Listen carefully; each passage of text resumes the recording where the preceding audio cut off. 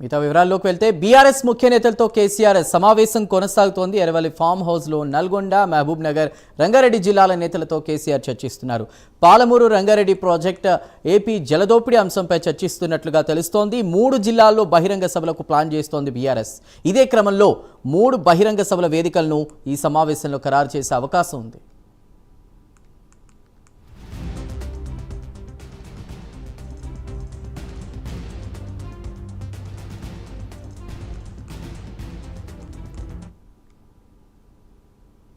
BRS ముఖ్య నేతలతో కేసీఆర్ సమావేశం కొనసాగుతోంది. ఎర్రవల్లి ఫామ్ హౌస్లో నల్గొండ, మహబూబ్ నగర్, రంగారెడ్డి జిల్లాల నేతలతో కేసీఆర్ చర్చిస్తున్నట్టు తెలుస్తోంది. పూర్తి వివరాల్ని మా ప్రతినిధి చందు అందిస్తారు. చందు, పాలమూరు రంగారెడ్డి ప్రాజెక్ట్ ఏపీ జలదోపిడీ అంశంపై చర్చిస్తున్నట్లుగా తెలుస్తోంది. అదేవిధంగా 3 జిల్లాల్లో బహిరంగ సభలకు కూడా ప్లాన్ చేస్తున్నట్టు తెలుస్తోంది. బీఆర్ఎస్ అప్డేట్ ఏంటి? చందు, ఎర్రవల్లి ఫామ్ హౌస్ లో కేసీఆర్ నల్గొండ, మహబూబ్ నగర్, రంగారెడ్డి జిల్లా ముఖ్య నేతలతో కీలక సమావేశం అయితే నిర్వహిస్తా ఉన్నారు. ప్రధానంగా పాలమూరు రంగారెడ్డి ప్రాజెక్టు సంబంధించి బీఆర్ఎస్ హయాంలో 90% పూర్తయిందని చెప్పి కూడా బీఆర్ఎస్ పార్టీ గత కొంతకాలంగా చెప్తూ వస్తుంది. అయితే ఈ 10% పూర్తి చేయడంలో రాష్ట్ర సర్కారు విఫలమైంది. ముఖ్యంగా కావాలనే రాష్ట్ర సర్కారు ఈ ప్రాజెక్టు పూర్తి చేయడం అనేది కూడా ఇప్పటికే బీఆర్ఎస్ పార్టీ మండిపడుతుంది. ఇటీవల బీఆర్ఎస్ పార్టీ ఆ ఎల్జీ సమావేశంలో తెలంగాణ భవన్ లో కేసీఆర్ మాట్లాడుతూ ఏదైతే పాలమూరు రంగారెడ్డి ప్రాజెక్టు సంబంధించి 90% టీఎంసీలను బీఆర్ఎస్ పార్టీ హయాంలో ఖరారు చేస్తే ఇప్పుడున్నటువంటి రాష్ట్ర ప్రభుత్వం 45 టీఎంసీలకే కేంద్రం వద్ద ఓకే చెప్పి వచ్చిందనేటువంటి ఆ విషయాన్ని కూడా కేసీఆర్ చెప్పుకొచ్చారు. ఖచ్చితంగా ఏదైతే తెలంగాణ ప్రయోజనాలను రాష్ట్ర ప్రభుత్వం తాకట్టు పెడుతోంది కాబట్టి ఖచ్చితంగా ఒక ఉద్యమాన్ని అయితే తీసుకురావాలి. ఎందుకంటే తెలంగాణ రాష్ట్రం నీళ్లు, నిధులు, నియామకాలు అనేటువంటి ట్యాగ్ లైన్ తోనే వచ్చింది కాబట్టి ఖచ్చితంగా ఆ నీళ్ల విషయంలో మాత్రం వెనక్కి తగ్గేది లేదు. ఖచ్చితంగా ఏపీ జలదోపిడీ చేస్తుంది. జలదోపిడిని అడ్డుకట్ట వేయడంలో రాష్ట్ర సర్కార్ విఫలమైంది అంటూ కూడా ఆ కేసీఆర్ మాట్లాడే ఖచ్చితంగా రాష్ట్ర ప్రయోజనాల విషయంలో మాత్రం రాజీ పడే ప్రసక్తే లేదు. ఖచ్చితంగా ఈ ప్రభుత్వాన్ని ప్రోత్సహిస్తామంటూ కూడా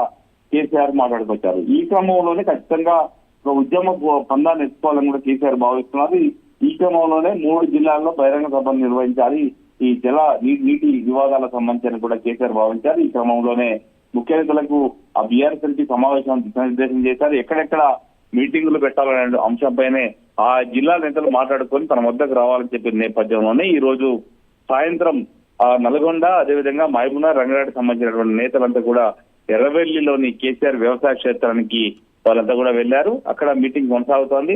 ప్రస్తుతం అయితే మహబూబ్నగర్ జిల్లాకు సంబంధించి దేవరకద్ర నియోజకవర్గంలో బహిరంగ సభ పెట్టాలని కూడా ఆ జిల్లా నేతలు నిర్ణయించినట్టుగా తెలుస్తోంది. మరోవైపు ఆ రంగారెడ్డి జిల్లాకు సంబంధించి కూడా 2 రోజుల క్రితం వాళ్ళు కూడా సమావేశం నిర్వహించుకున్నారు. పరిగి నియోజకవర్గంలో సభ నిర్వహించాలని కూడా వాళ్ళు నిర్ణయించారు. అదేవిధంగా నల్గొండ జిల్లాకు సంబంధించి దేవరకొండ నియోజకవర్గం, మల్లెపల్లి వద్ద సభ నిర్వహించాలని చెప్పారు.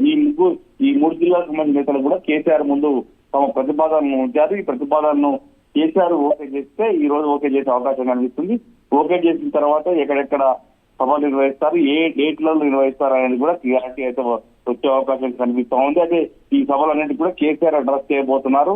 ముఖ్యంగా మరో 2 రోజుల్లో అసెంబ్లీ కూడా ప్రారంభం కాబోతుంది. ముఖ్యంగా పాలమూరు రంగారెడ్డి ప్రాజెక్టు సంబంధించి కావచ్చు, మహబూబ్నగర్ జిల్లాల ప్రాజెక్టు సంబంధించి కావచ్చు, అదేవిధంగా ఏపీ జలదోపిడీ విషయంలో రాష్ట్ర ప్రభుత్వం అనుసరిస్తున్న వైఖరి కావచ్చు, వీటన్నింటిపైన కూడా కేసీఆర్ నేతలతో మాట్లాడుతున్నారు. అసలు కేసీఆర్ అసెంబ్లీకి వస్తారా రారా అనే సందిగ్ధత నెలకొంది.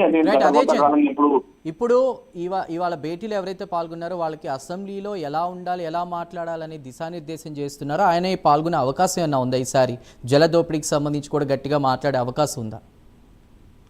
చందు, అయితే ప్రధానంగా చూసినట్లయితే 2 ఏళ్లు రాష్ట్ర కాంగ్రెస్ ప్రభుత్వం అధికారంలోకి వచ్చి 2 ఏళ్లు పూర్తయింది. అయితే ఇప్పటి వరకు కేసీఆర్ ప్రస్తుతానికి చెప్పుకుంటూ నేతల ముందు చెప్పుకుంటూ వస్తున్నారు.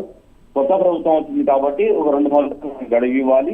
ఆ గడువు ఇచ్చేదాకా వాళ్ళకి అవకాశం ఇవ్వాలి. అవకాశం ఇచ్చిన తర్వాత వాళ్ళు విఫలమైతే అప్పుడు మనం బయటికి రావాలి అనేటువంటి విషయాన్ని కూడా బీఆర్ఎస్ నేతలు దిశానిర్దేశం చేసుకుంటూ వచ్చారు. ఇప్పటికే 2 ఏళ్ల పాలన కాంగ్రెస్ పాలన పూర్తయింది. అయితే ఈ నేపథ్యంలో పాలనలో ఆ కాంగ్రెస్ పార్టీ విఫలమైంది అని కూడా కేసీఆర్ భావిస్తున్నారు. ఇటీవల సమావేశంలో కూడా అదే విషయాన్ని చెప్పుకుంటూ ఆ కేసీఆర్ వచ్చారు. కాబట్టి ఈసారి అసెంబ్లీ సమావేశాలలో కేసీఆర్ హాజరవుతారనేటువంటి ఆసక్తి అయితే బీఆర్ఎస్ నేతలు అయితే చెప్తా ఉన్నారు ఖచ్చితంగా కేసీఆర్ హాజరవుతారు. పాలమూరు రంగారెడ్డి ప్రాజెక్టు కావచ్చు మొత్తం రాష్ట్రంలో సమస్యలపై కేసీఆర్ అడ్రస్ చేస్తారని చెప్పి కూడా బీఆర్ఎస్ నేతలు చెప్తున్నప్పటికీ కూడా కొంతమంది పార్టీ కీలక నేతలు మాత్రం కేసీఆర్ అవసరం లేదు, ఇప్పటికే కేటీఆర్ హరీష్ రావు ఇద్దరు కూడా సమర్థవంతంగా అసెంబ్లీలో తమ పాత్ర పోషిస్తున్నారు కాబట్టి కేసీఆర్ అవసరం లేదు అని చెప్తున్నప్పటికీ మరి ఈసారి మాత్రం కేసీఆర్ వస్తారనేటువంటి ఆశాభావం అయితే మిగతా నేతలు అయితే వ్యక్తం చేస్తా ఉన్నారు. Right Chandu, thank you for the update.